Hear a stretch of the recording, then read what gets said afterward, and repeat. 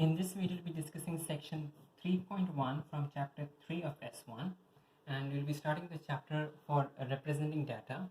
Okay, so as of now, back in chapter 2, we learned measures of location, mean, median, mode, and also measures of spread such as range, interquartile range, and standard deviation and variance. Okay, and the representation of data was done either by noting down the data or using a frequency table. Now in this chapter, we'll be using visual representations of data such as in histograms, box plots, and also stem and leaf diagrams.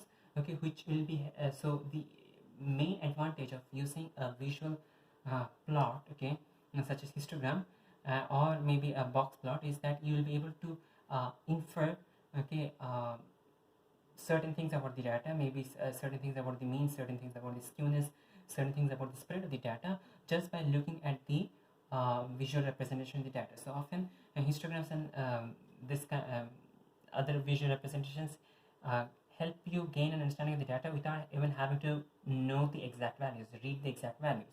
Okay, so now in this first section, you have histograms. Okay, and histograms are definitely a topic that we learned back in IGCSE mathematics, so this will be more like revision. Okay, and we use histograms when you have grouped continuous data. So definitely for continuous data, histograms are a very good are a very useful way of representing them. And also, okay, histograms are also useful if you have varying class widths. Okay, if your class widths are different. So let's say that one class width is 5 seconds. One class has got width 5 seconds. The other class has got width 10 seconds, and so on. Okay, in that case, varying class widths can be represented on the histogram. Now, on a histogram, when you draw a histogram, okay, your area. Okay, this is the main feature of histogram. The area of a bar, let's say a histogram bar, okay, the area of a histogram bar is directly proportional to the frequency that the bar represents. Okay, frequency of the bar. It's not the height of the bar, okay, it's not the y coordinate of the bar, okay, it's the area of the bar, okay, that is directly proportional to the frequency of the bar. It is the area of the bar that is directly proportional to the frequency of the bar. Okay, so now let's say that if we have data, we'll be doing example 1. Okay, in example 1, we have time t in minutes. Okay, the data that is given to us, we'll be just writing that down in a horizontal table format. Okay, you have time t in minutes, you have the frequency. Time t is 25 is less than or equal to t, which is less than 30. We have 30 is less than or equal to t, which is less than 35. We have 35 is less than or equal to t, which is less than 40. We have 40 is less than or equal to t, which is less than 50, and 50 is less than or equal to t, which is less than 60.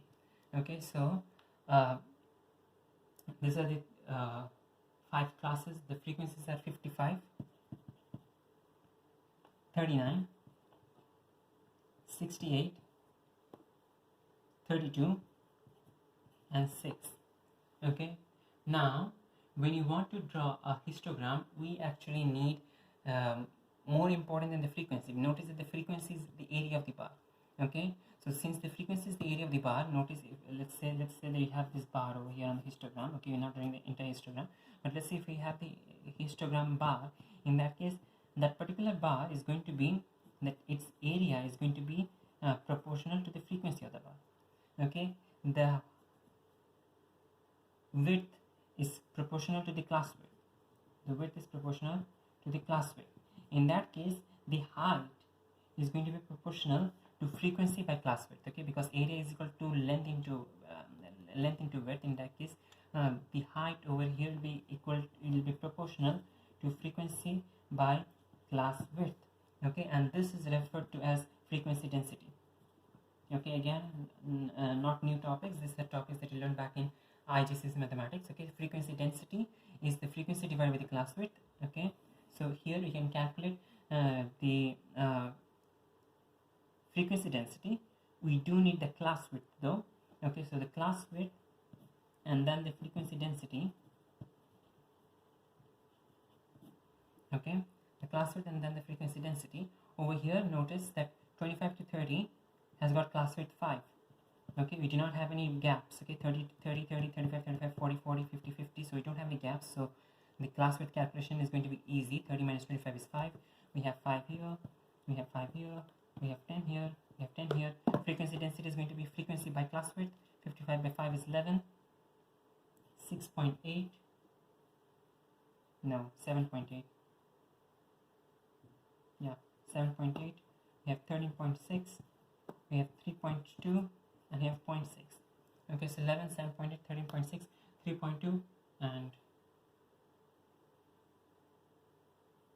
I didn't know this was 50 to 80, so the class width was 30, and therefore this is 0.2. Okay, so frequency density is such. Now, when you draw your plot, okay, so let's say that if we the plot is given on page number 31.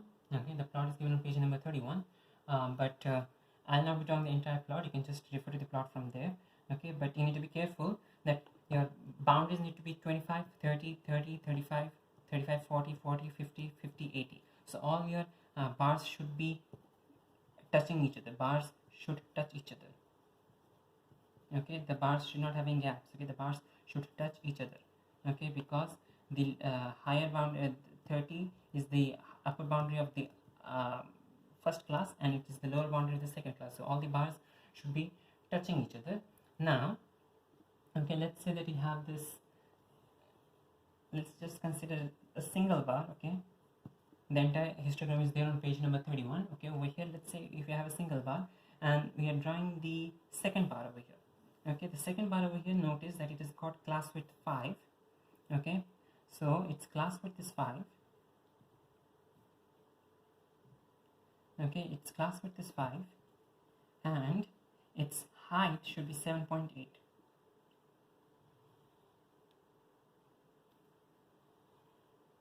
Okay,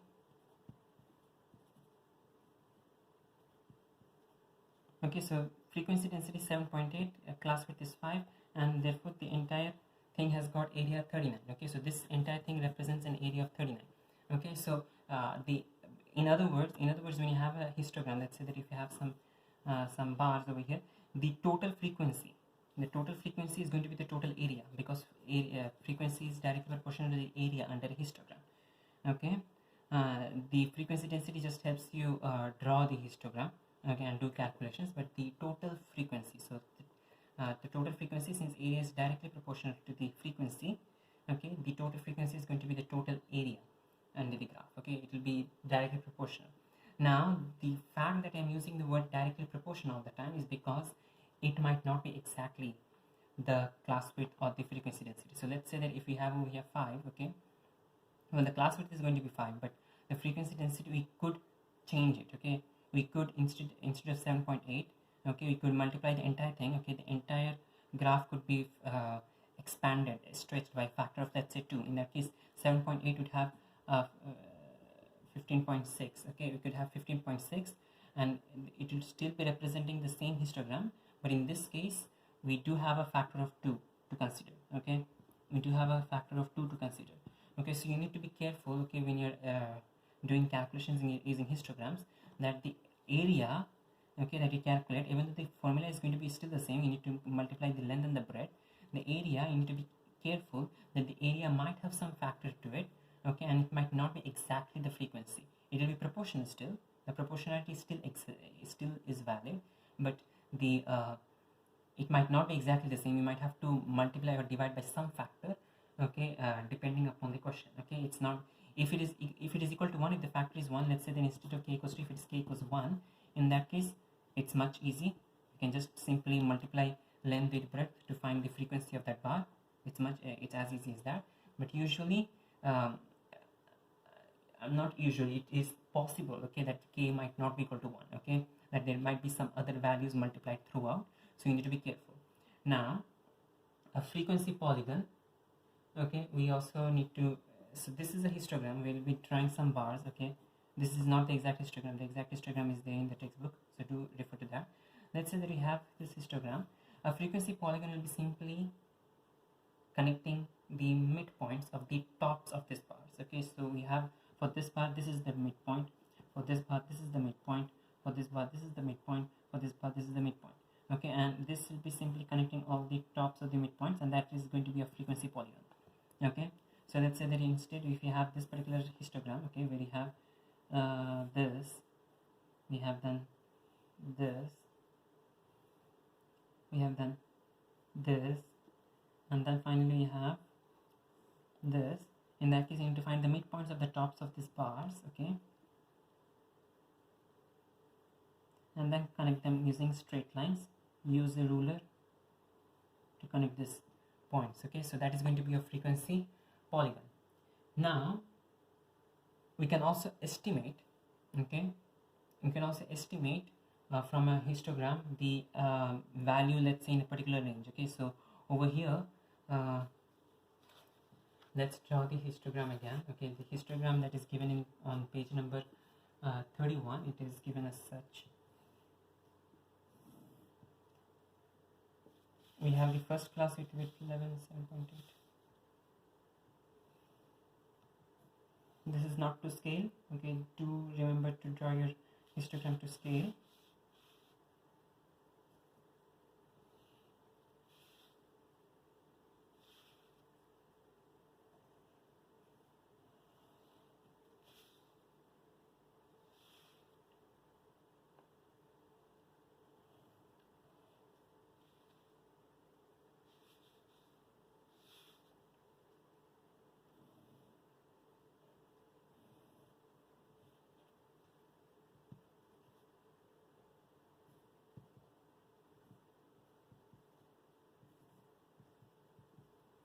Okay, draw your histogram to scale. Use a graph paper to draw this.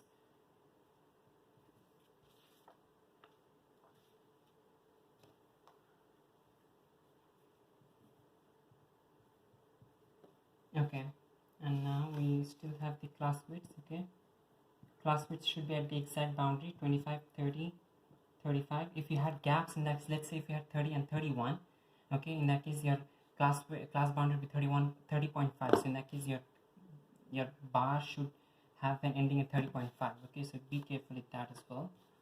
Okay,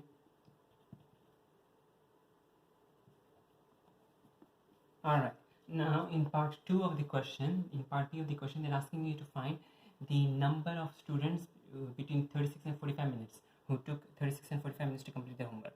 Notice that in a question you're given from 35 to 40, okay, and from 40 to 50. But now they're asking us to find from 36, okay, till 45. Okay, so we can easily use a histogram to calculate this. Okay, we can start from 36. Okay, you can start from 36 and you can continue to 45, excuse me. So from 36, okay, till 45, the area that I've shaded is going to give you the total number of students who took between 36 and 45 minutes to complete their homework. Okay, so how do you calculate this? You need to calculate both the areas and add them up. Okay, the first one is going to have area 4 into 13.6. 4 into 13.6. Over here we do not have any factors to consider. Okay, the frequency density is exact. There is no k is equal to 1 for this one. Okay, k is equal to 1 for this histogram.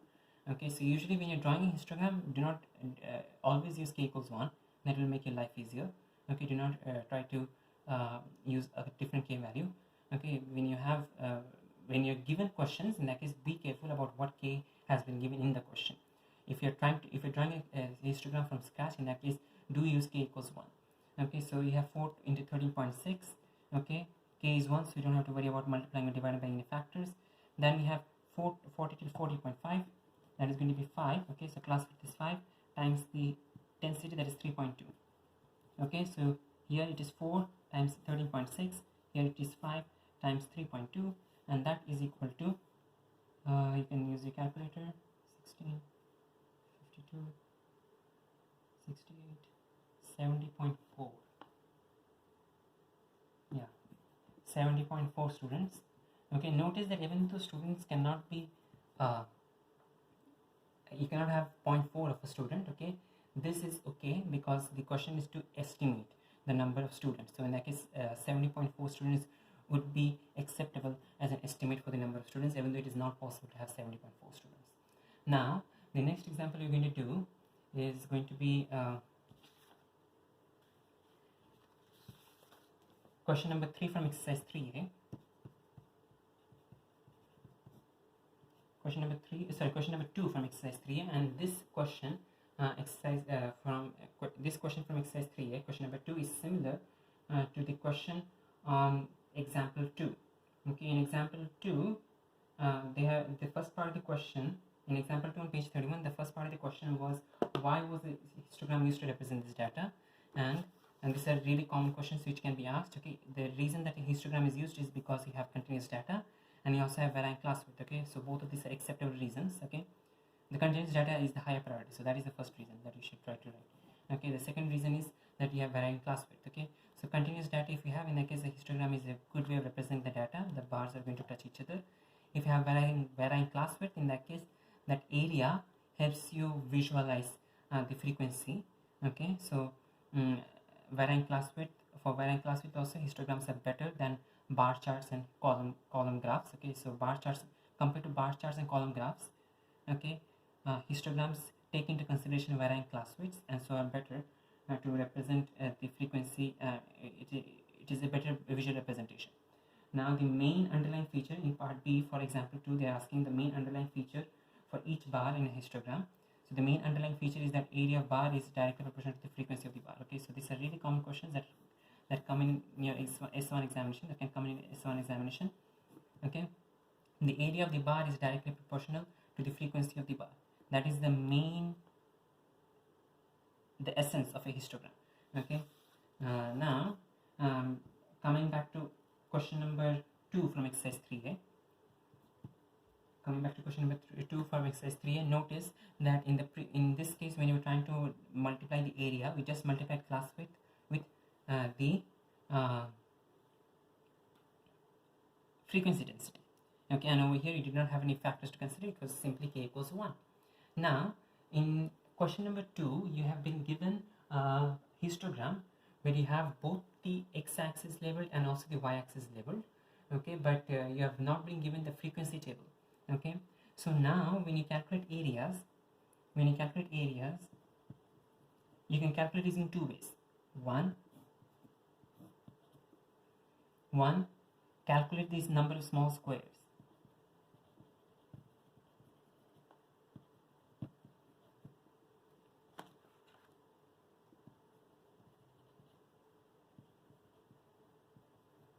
Calculate the number of small squares, or okay, multiply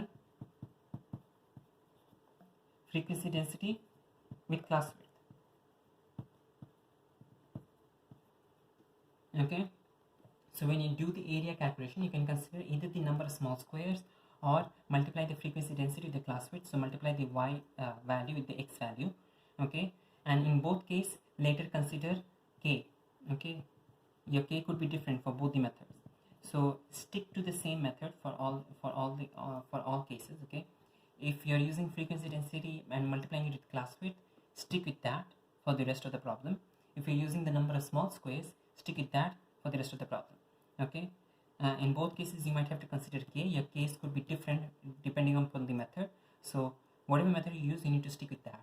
Now, in example 2, if you notice, in example 2, you were not given the frequency densities. Okay, the y-axis was unlabeled.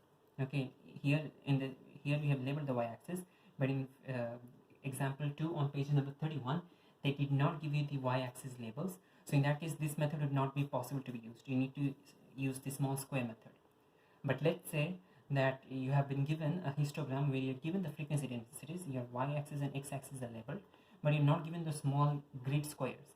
Okay, you're not given the small grid squares. In that case, you'll not be able to use this method. Okay, in the present example that you're trying to solve, example 2 from exercise 3a, we are given the frequency density also, we are given the grid squares also. So both the methods can be used, and you'll try to use both the methods separately to see whether you can find the answer. Okay, now part A of the question says, let's start reading the question. The question says that there are some students who have taken part in an obstacle race, and this histogram is representing the time taken by the students, okay, to complete the race. So the histogram is on page 32. I'm not copying that down here. Okay, on the x-axis we have time in seconds, on the y-axis we have the frequency density. Okay, now in part A they're asking you to justify the use of histogram in this particular case. Okay, a very common question. Again, if you, the reason that we have used histogram is because it is continuous data, time is continuous data. So even in other cases also, let's say length of a caterpillar worm, okay, length of a caterpillar, that would also be continuous data. So for that also histograms would be preferable. Okay, so usually continuous data you prefer histograms, and also if you have varying class widths you prefer histograms over bar charts and column charts. Okay, and the main essence is that the area of a bar is directly proportional to the frequency of the bar. If they ask that question, in that case you do need to mention that. In this question they are not asking you the main feature of a histogram, so we don't have to mention that point. We just need to mention that time is a continuous data, so a histogram is preferable. Now they are giving you the information that 90% of the students took between 60 to 70 seconds to complete the race. So 90% of the students, okay, frequency is 90 for the class of 60 to 70 seconds. Okay, for the class of 60 to 70 seconds, f is equal to 90.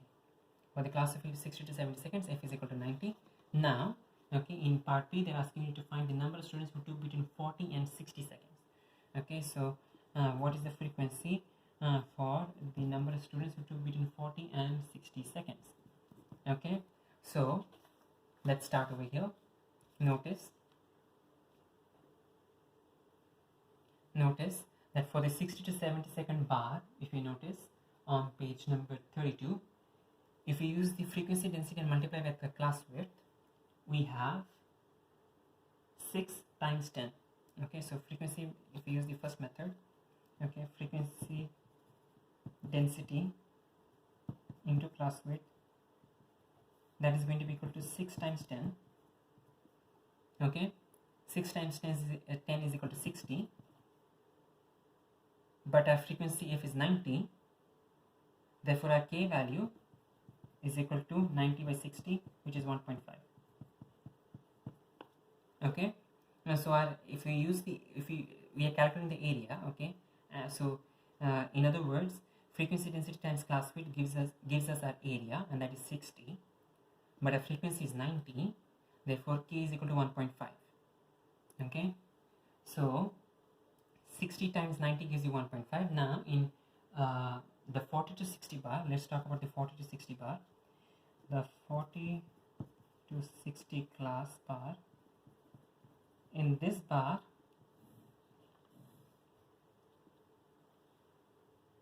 we have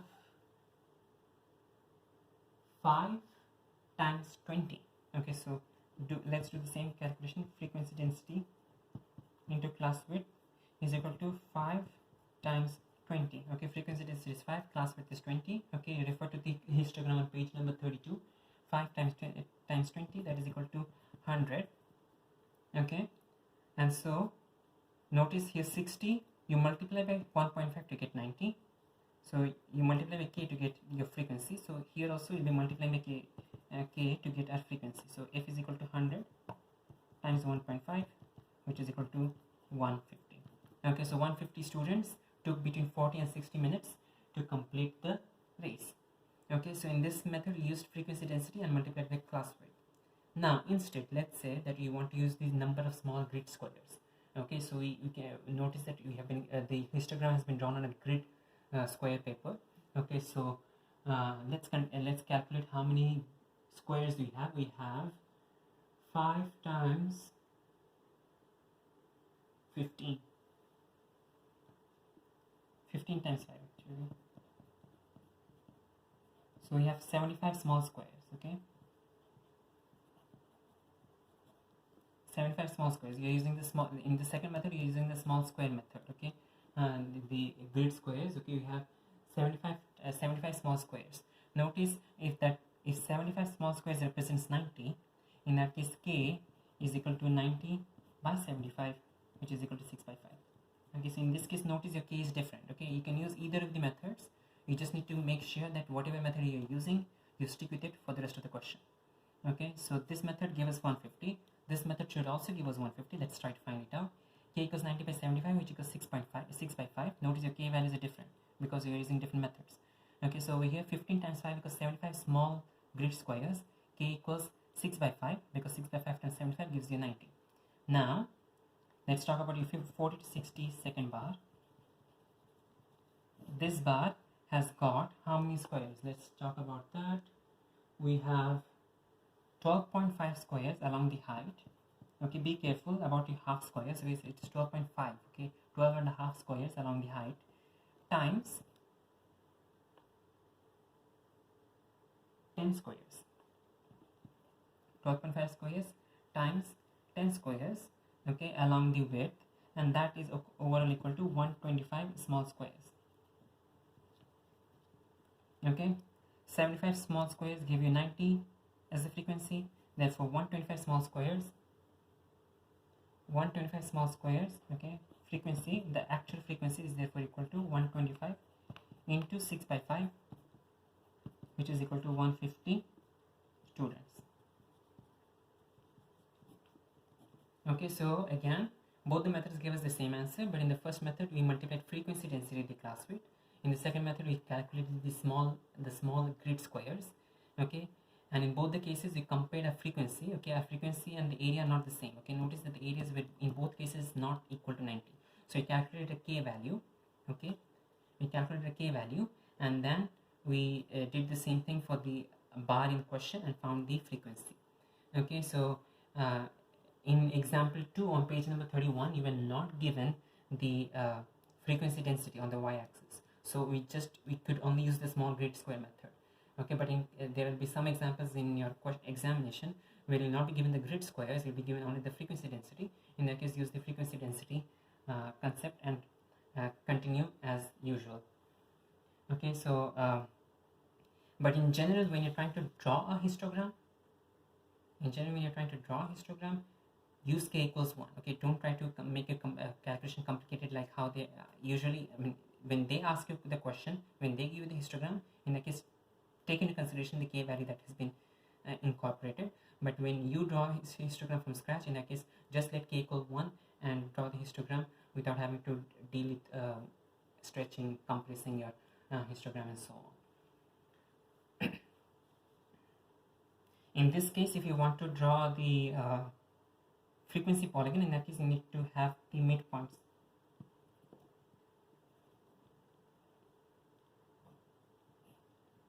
And connect the midpoints. Okay, use a ruler. Okay, connect the midpoints.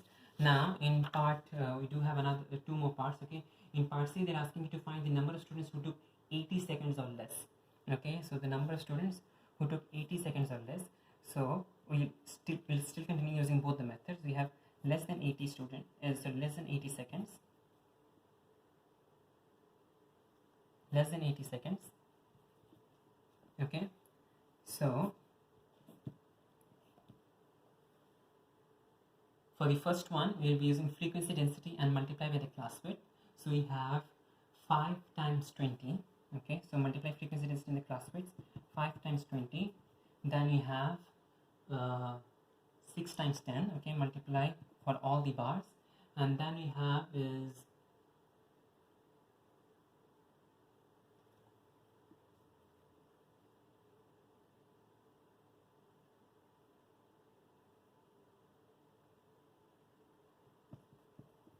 be careful with this thing. It is 8.6. 8.6 times 10. Okay, so you need to be careful. Okay, let's say that if you have 5 bars, okay, in the question, okay, you had 8 and then 5 squares above it, you have 10 here, and the mark was somewhere here. Okay, so you need to be careful. Okay, if from 8 to, if you have 8 to 10, in that case, this 5 squares represents 2. In that case, each square represents 0.4. Okay, each square represents 2 by 5, which is 0.4. Okay, so this is 8.4, this is 8.8. Okay, this is 8.4, this is 8.8, this is 9.2, this is 9.6. In that case, this is midway. In that case, this is going to be 8.6. Okay, so you do need to be careful when you're reading from a histogram. Okay, so you have 8.6. Okay, so 8.6 times 10, add them all up, you get 100 plus 60 plus 86, and that is equal to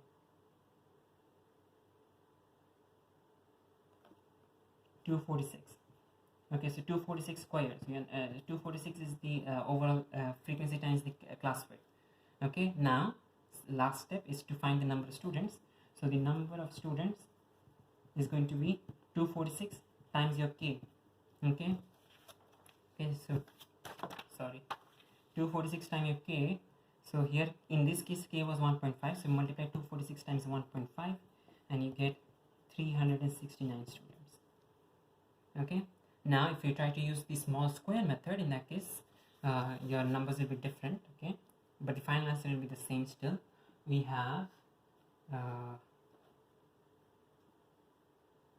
for the first bar we have 12.5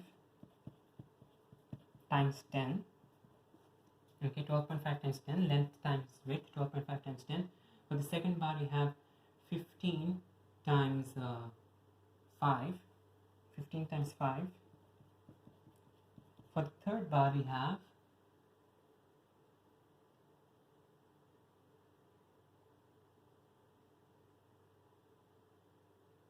21.5. Give me a second. 21.5. That is what I'm getting. Yeah, 21.5 times 5. Okay, so 21 times 5 times 5. Okay, now add them all up, you'll get the number of small squares. Okay, in this case you have 125 plus 75, 200, 200 and 305, 307.5. 307.5 small square units. Okay, finally number of students is going to be 307.5 into, in this case you need to use the k value for here, which is 6.6 by 5, so 307.5 into 6 by 5, and use your calculator to find the answer. It is going to be 307.5 into 6 by 5, and that is equal to 369. Okay, 369 students. So in both cases you get the same answer. Okay, you can use either the method, as long as you can do the method. Okay, it doesn't matter which method you use, you can use either of the method. Okay, irrespective of what you use, calculate the area, find the value of k, and use that. Keep track of make sure that you use the k value. Keep track of the k value as you do the other calculation. Over here also you have to multiply k. Just the area is not enough. Okay, you need to take into consideration the k. So over here also you multiply with the k to find the number of students. Okay, now in part D we asked to find the total number of students who took part in the race. Okay, now the total number of students is going to be the total area. Okay, the total number of students is going to be the total area. So we have to calculate the area of all the bars. Now we can start again from scratch and do the area for all the 6 bars in the histogram, but we already have calculated the area for 3 of the bars. So let's not repeat those 3 bars. Let's just calculate for the remaining 3 bars the area and then add it to this one up. Okay, so we have for the remaining 3 bars, if we use this method, the frequency density times the class width method, we get for the 4th bar we have, give me a second, 14 times your width is 5. Then for the next one we have 12, your width is 5, and finally for the last one we have 3 and the width is 30. Okay, now if you want to use the small square method, in that case we have for the first one it is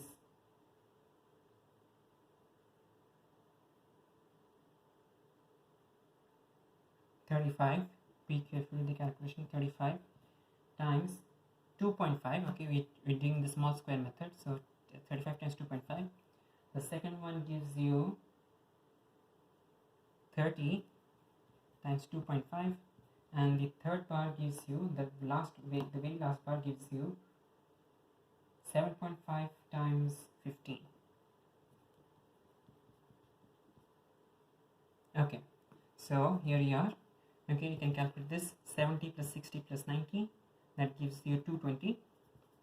Okay, and therefore the number of students, okay, be careful with the k, you need to always include the k. Number of students 220 times your k in this case is 1.5, so that is equal to 330 students.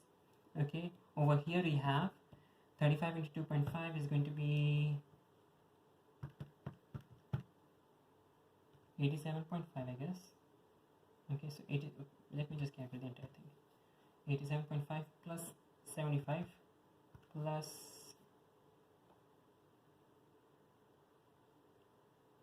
112.5, that is equal to 275. Okay, and therefore the number of students is going to be 275 times the k for this one, the k is 6 by 5, so multiply with 6 by 5 and you'll get